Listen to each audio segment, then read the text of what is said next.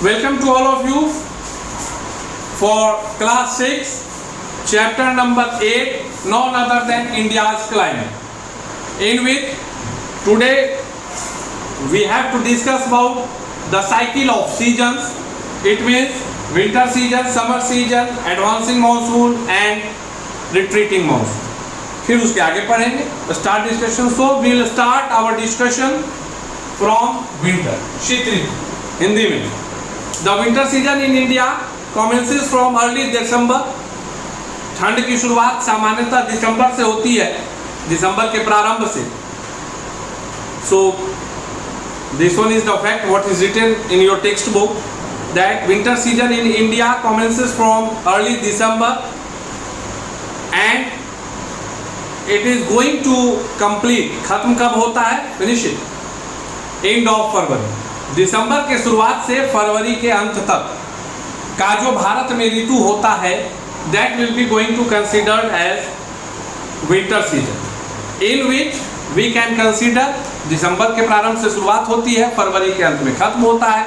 दिसंबर, जनवरी, फरवरी, मतलब उस लिहाज से जनवरी को जो है कोल्डेस्ट मंथ का संज्ञा दिया जा सकता है. आप लोगों को बताने की जरूरत नहीं है, क्योंकि इसका लाभ आप लोग ज़्यादा उठाते हैं.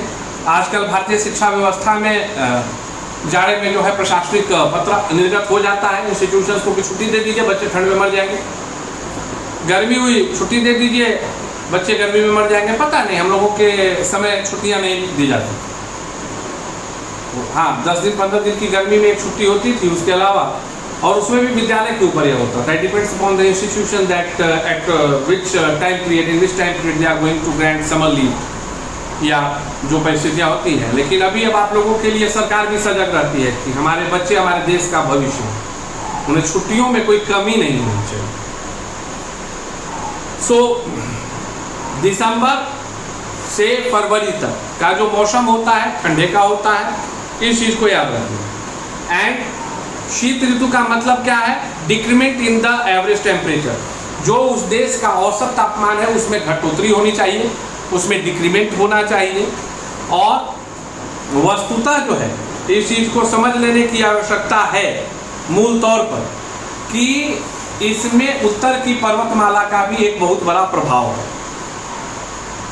क्योंकि आप इस चीज़ से बिल्कुल ताल्लुकात रखेंगे कि ठंडा का जो प्रभाव उत्तर भारत में देखने के लिए मिलता है, वह मौसम का प्रभाव, उस ठंड का प्रभाव, वैसे ठंड का प्रभाव आपको मध्य भारत, सेंट्रल इंडिया या साउदर्न इंडिया में नहीं देखने के लिए मिलता. It means what?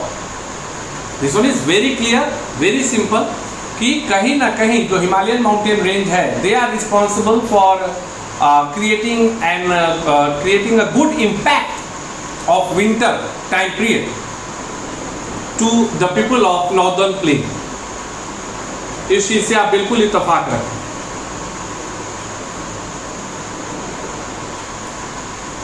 इसके बाद आता है समर सीजन, गर्मी का मौसम. गर्मी का मौसम मतलब एक लाइन में समझना है. As the sun rays fall on the equator in the 3rd week of March, it starts reaching. तब जो है गर्मी बढ़ना शुरू होता है. The direct ray began to move north of the equator and the temperature start soaring in the Indian land. लंबवत बढ़ने की जो प्रक्रिया है वो उत्तर की तरफ हेमिस्फीयर में शुरू होती है, जिसके कारण कि तापमान में निरंतर वृद्धि होनी शुरू हो जाती है उस समय. And this one is the fact कि जो गर्मी है बेसिकली उस दौरान the temperature of, it means I'm talking about our country India, increases suddenly, and due to that you can easily say that now we are using AC, cooler and all, because in the summer season what is happening? The first thing, the temperature increases, and the second thing, that hot winds that will be known as none other than लू. जो लू चलती है, जिसे हम लोग एक regional wind के तौर पे भी मानेंगे, क्षेत्रीय हवा, और वह लगातार जब चलती है तो उससे क्या होता है? तापमान में और वृद्धि होती है, जिसके कारण कि गर्मी का प्रभाव बढ़ जाता है, हम लोगों के लिए झेलना मुश्किल.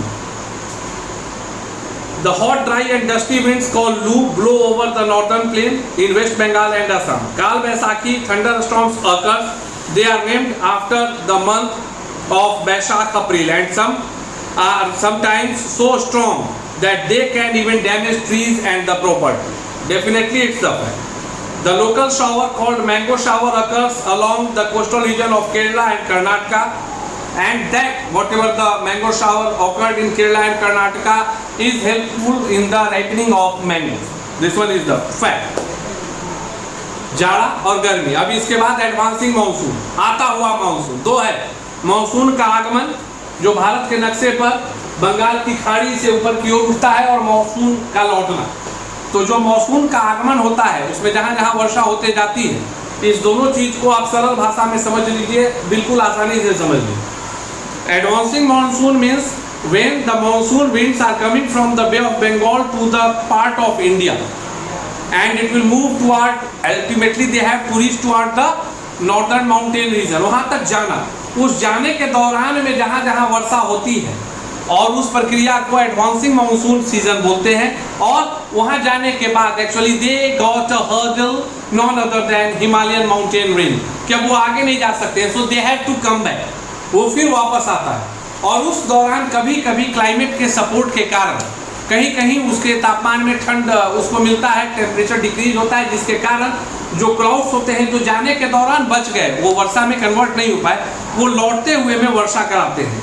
And that term will be, or that time period when the coming back monsoon winds will again cause the raining environment, that time period is known as retrieving monsoon region time period session. So this one is the fact what you have to keep it in your mind. And afterward, and rainfall, and this one it means in the July, it means advancing rainfall.